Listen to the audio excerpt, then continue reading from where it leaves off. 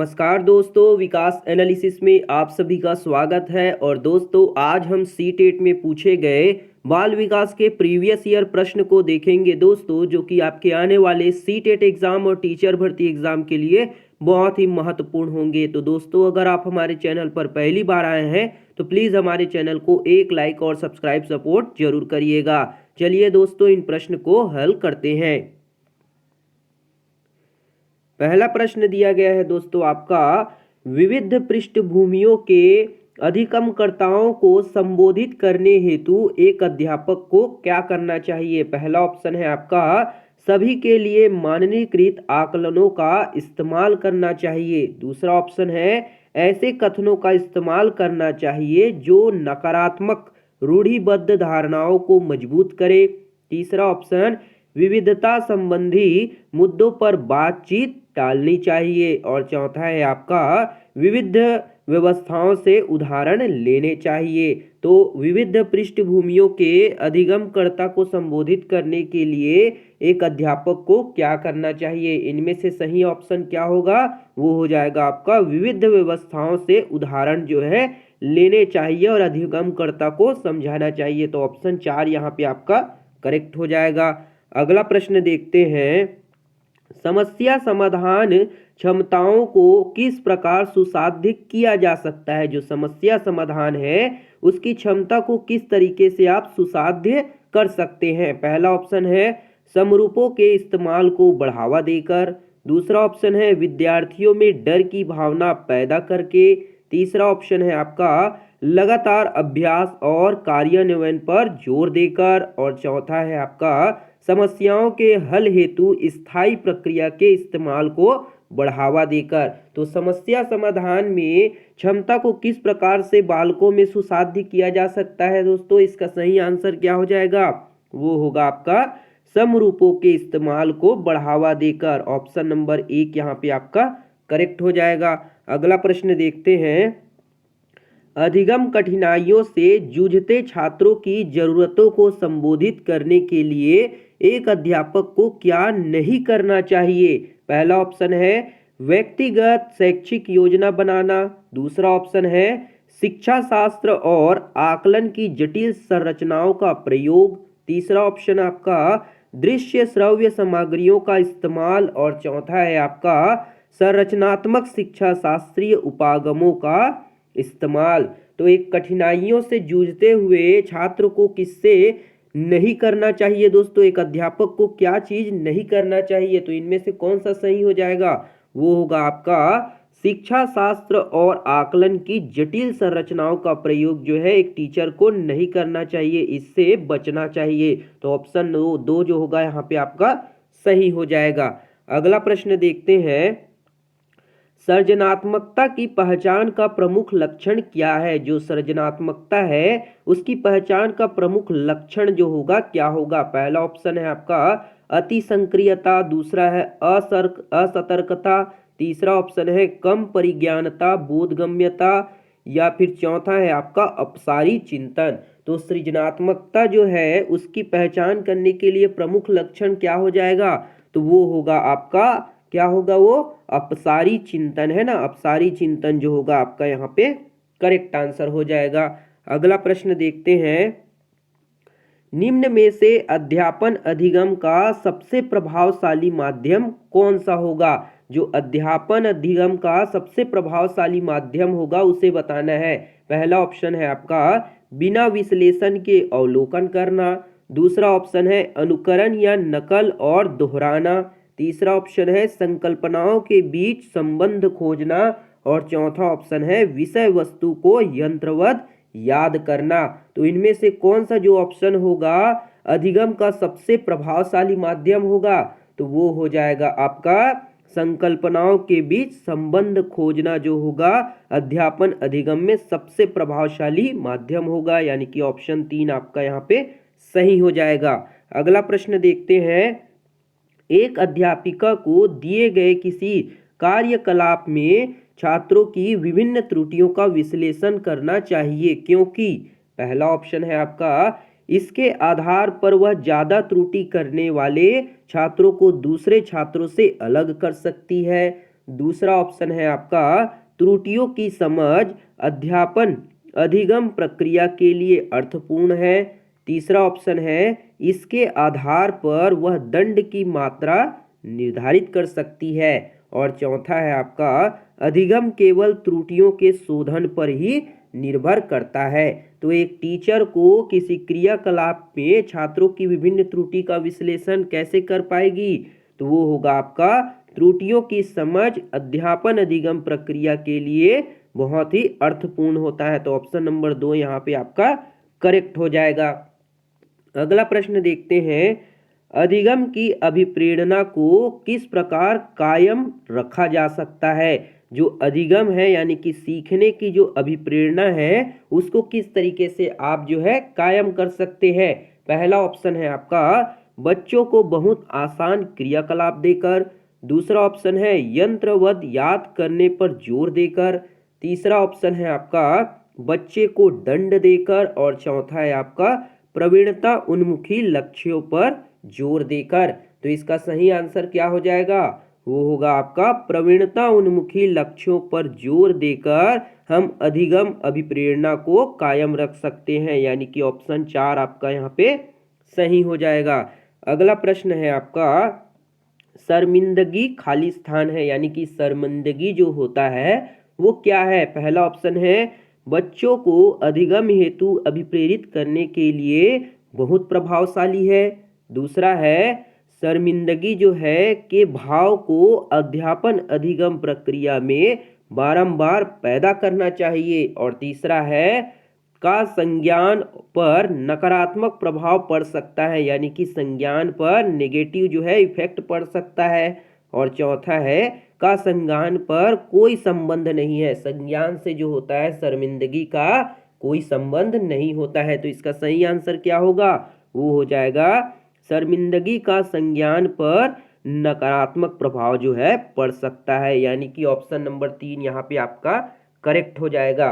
अगला प्रश्न देखते हैं, अधिगम का संरचनात्मक विचार यह सुझाव देता है कि ज्ञान की संरचना में क्या चीज होगा? पहला ऑप्शन है बच्चे सक्रिय भूमिका निभाते हैं। दूसरा ऑप्शन है बच्चे पूर्ण रूप से पाठ्य पुस्तकों पर निर्भर रहते हैं। तीसरा ऑप्शन है बच्चों की कोई भूमिका नहीं होती। और चौथा है बच्चे पूर्ण रूप से वयस्क पर निर्भर करते हैं। तो अधिगम की संरचनात्मक विचार पर सुझाव देता है कि कौन सा चीज जो होगा अधिगम की संरचनात्मक विचार पर सुझाव देगा? तो इसका सही आंसर हो जाएगा आपका बच्चे सक्रिय रूप से भूमिका निभाते हैं। तो ऑप्शन नंबर 1 यहाँ पे आपका करेक्ट हो जाएगा। अगला प्रश्न देखते हैं, अधिगम के लिए निम्न में से कौन सी धारणा उपयुक्त है? अधिगम के लिए कौन सी धारणा जो होगी उपयुक्त होगी? पहला ऑप्शन है आपका प्रयासों से कोई फर्क नहीं पड़ता। दूसरा ऑप्शन है असफलता अनियंत्रित है। तीसरा ऑप्शन है आपका योग्यता सुधार्य है। और चौथा है आपका योग्यता जो है स्थायी है। तो अधिगम के लिए कौन सी धारणा जो होगी उपयुक्त हो जाएगी? तो वो होगा आपका योग्यता जो होती है सुधार्य होती है। ऑप्शन नंबर 3 आपका यहाँ पे करेक्ट हो जाएगा। अगला प्रश्न देखते हैं, निम्न में से कौन सी परिपाटी विद्यार्थियों के संकल्पनात्मक समझ में बढ़ोतरी करने में सहायक है?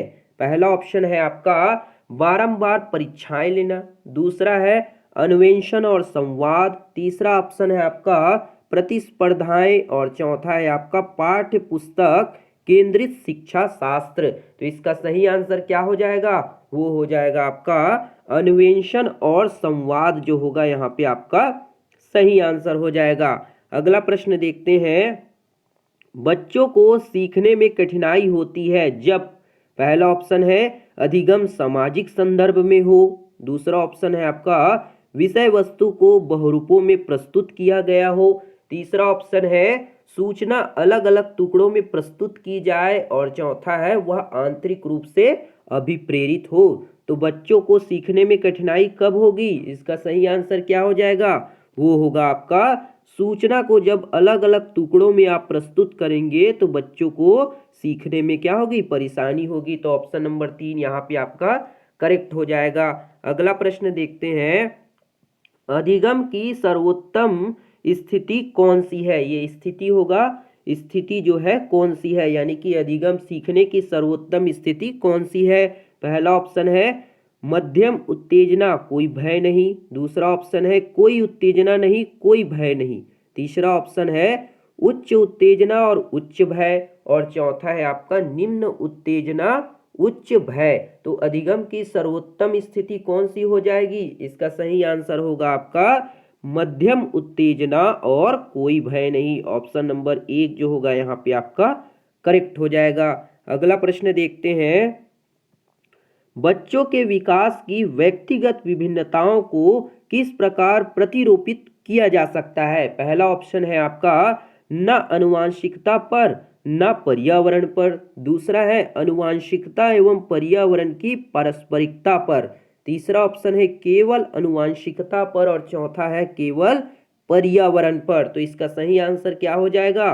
वो हो जाएगा आपका आनुवंशिकता एवं पर्यावरण की पारस्परिकता पर निर्भर करता है। तो ऑप्शन नंबर 2 यहाँ पे आपका यहाँ करेक्ट हो जाएगा। अगला प्रश्न देखते हैं, एक कार्य के दौरान साइना स्वयं से बात कर रही थी, है ना, स्वयं से बात कर रही है, वह कार्य पर किस प्रकार प्रगति कर सकती है? लेव वाइगोस्की के भाषा और चिंतन या फिर सोच के बारे में दिए गए विचारों के अनुसार इस तरह का व्यक्तिगत वाक्य क्या दर्शाता है? पहला ऑप्शन है आपका आत्मकेंद्रिता, दूसरा है मनोवैज्ञानिक विकास, तीसरा ऑप्शन है संज्ञानात्मक अपरिपक्वता, और चौथा ऑप्शन है आपका स्वनियमन। तो इसका सही आंसर क्या हो जाएगा? वो होगा आपका स्वनियमन को दर्शाती है। तो ऑप्शन नंबर 4 यहाँ पे स्वनियमन जो होगा आपका करेक्ट हो जाएगा। अगला प्रश्न देखते हैं, मूल्यांकन पद्धतियों का लक्ष्य होना चाहिए, जो मूल्यांकन पद्धति है उसका लक्ष्य जो है कैसा होना चाहिए? पहला ऑप्शन है विद्यार्थियों की जरूरतों एवं आवश्यकताओं की पहचान करना, दूसरा ऑप्शन है पुरस्कार वितरण हेतु उच्च अंक प्राप्त करने वाले विद्यार्थियों की पहचान करना, तीसरा ऑप्शन है आपका विद्यार्थियों को नामांकित करना, और चौथा है योग्यता आधारित समूहों में विद्यार्थियों को विभाजित करना। तो मूल्यांकन पद्धतियों का लक्ष्य कैसा होना चाहिए? इनमें से कौन सा जो होगा आपका सही हो जाएगा? तो वो होगा आपका विद्यार्थियों की जरूरतों एवं आवश्यकताओं की पहचान करना जो है मूल्यांकन पद्धति का लक्ष्य होना चाहिए। तो ऑप्शन नंबर 1 आपका यहाँ पे सही हो जाएगा। अगला प्रश्न देखते हैं, एक गतिविधि के दौरान छात्रों को संघर्ष करते देख एक अध्यापिका बच्चों को संकेत एवं इशारे जैसे क्या, क्यों, कैसे प्रदान करने का फैसला लेती है? लेव वाइगोस्की के सिद्धांत के अनुसार अध्यापिका की यह योजना क्या कहलाएगी? पहला ऑप्शन है छात्रों में प्रत्याहार यानी कि प्रतिक्रियात्मक प्रवृत्ति पैदा करेगी, दूसरा है अधिगम के लिए स्कैफोल्डिंग या फिर आधारभूत संरचना का काम करेगी, और तीसरा ऑप्शन है बच्चों को अधिगम के लिए अनुप्रेरित या फिर निष्प्रेरित करेगी, और चौथा है आपका अधिगम की प्रक्रिया में अर्थहीन होगी। तो इसका सही आंसर क्या हो जाएगा? वो होगा आपका अधिगम के लिए स्कैफोल्डिंग, है ना, बच्चों को सहायता करेगी, आधारभूत संरचना का काम करेगी। तो ऑप्शन 2 यहाँ पे आपका करेक्ट हो जाएगा। अगला प्रश्न देखते हैं, एक खेल क्रिया के दौरान चोट लगने पर रोहन रोने लगा, यह देखकर उसके पिता ने कहा लड़कियों की तरह व्यवहार ना करो, लड़के रोते नहीं। पिता का यह कथन क्या कहलाएगा? पहला ऑप्शन है आपका लैंगिक भेदभाव को कम करता है, दूसरा ऑप्शन है लैंगिक समानता को बढ़ावा देता है, तीसरा ऑप्शन है लैंगिक रूढ़िवादिताओं को दर्शाता है, और चौथा है आपका लैंगिक रूढ़िवादिताओं को चुनौती देता है। तो इसका सही आंसर क्या हो जाएगा? वो होगा आपका लैंगिक रूढ़िवादिताओं को दर्शाता है। तो ऑप्शन नंबर 3 यहाँ पे आपका करेक्ट हो जाएगा। ऑप्शन 3 लैंगिक रूढ़िवादिताओं को दर्शाता है, ये सही हो जाएगा। अगला प्रश्न देखते हैं, एक प्रगतिशील कक्षा जो है कैसी होगी? पहला ऑप्शन है ज्ञान की रचना के लिए प्रचुर मौके प्रदान करने चाहिए। दूसरा ऑप्शन है आपका विद्यार्थियों को उनके अकादमिक अंकों के आधार पर नामांकित करना चाहिए। तीसरा ऑप्शन है अध्यापकों को अचर पाठ्यक्रम का पालन करना चाहिए। और चौथा है आपका विद्यार्थियों में प्रतिस्पर्धा पर बल देना चाहिए। तो एक प्रगतिशील कक्षा में किस तरह से काम किया जाना चाहिए, उसका सही आंसर क्या होगा, तो वो हो जाएगा आपका ज्ञान की रचना के लिए प्रचुर मौके जो है प्रदान करने चाहिए, सभी को अवसर दिए जाने चाहिए प्रगतिशील कक्षा में। तो ऑप्शन नंबर 1 यहाँ पे आपका करेक्ट हो जाएगा। अगला प्रश्न देखते हैं। लॉरेंस कोहलबर्ग के सिद्धांत के अनुसार किसी कार्य को इसलिए करना क्योंकि दूसरे इसे स्वीकृति देते हैं नैतिक विकास के किस चरण को दर्शाता है। पहला ऑप्शन है उत्तर प्रथागत, दूसरा ऑप्शन है अमूर्त संक्रियात्मक, तीसरा ऑप्शन है प्रथा पूर्व और चौथा ऑप्शन है आपका प्रथागत। तो इसका कौन सा जो होगा दोस्तों चरण सही हो जाएगा, तो वो होगा आपका प्रथागत, है ना। प्रथागत जो होगा आपका यहाँ पे ऑप्शन नंबर 4 करेक्ट हो जाएगा। अगला प्रश्न देखते हैं। बच्चों के समाजीकरण के संदर्भ में निम्न में से कौन सा कथन सही है। बच्चों के समाजीकरण में कौन सा कथन जो है सही है उसको बताना है। पहला ऑप्शन है आपका समकक्षी समाजीकरण के प्राथमिक कारक और परिवार समाजीकरण का एक द्वितीयक कारक है। दूसरा ऑप्शन है परिवार एवं जनसंचार दोनों समाजीकरण के द्वितीयक कारक है। तीसरा ऑप्शन है विद्यालय समाजीकरण का एक द्वितीयक कारक है, यानी कि जो स्कूल है वो समाजीकरण का द्वितीयक कारक है और परिवार समाजीकरण का प्राथमिक कारक है। चौथा है आपका विद्यालय समाजीकरण का एक प्राथमिक कारक है और समकक्षी समाजीकरण के द्वितीयक कारक है। तो इनमें से कौन सा जो होगा दोस्तों बच्चों के समाजीकरण को लेकर के सही हो जाएगा, तो वो होगा आपका विद्यालय समाजीकरण का क्या है द्वितीयक कारक होता है और परिवार जो है समाजीकरण के लिए बच्चों के प्राथमिक कारक है। तो ऑप्शन नंबर 3 यहाँ पे आपका करेक्ट हो जाएगा।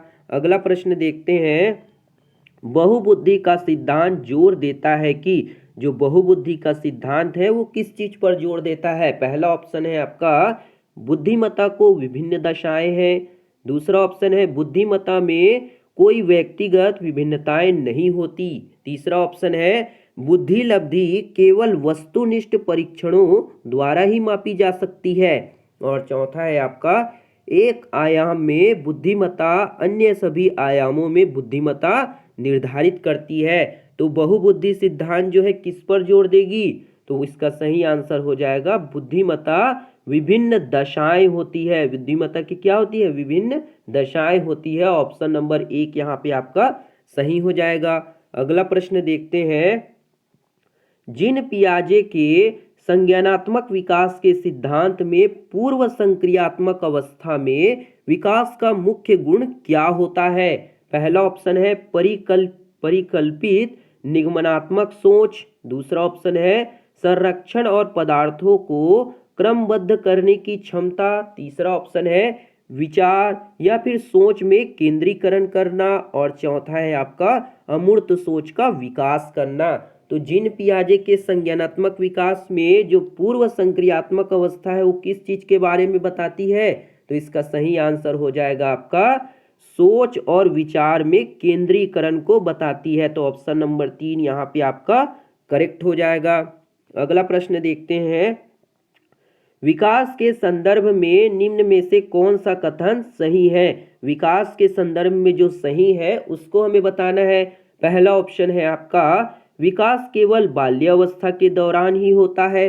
दूसरा ऑप्शन है विकास बहुआयामी होते हैं। तीसरा ऑप्शन कहता है विकास की दर सभी संस्कृतियों में सभी के लिए समान होती है। और चौथा है आपका विकास केवल विद्यालय में होने वाले अधिगम से ही होता है।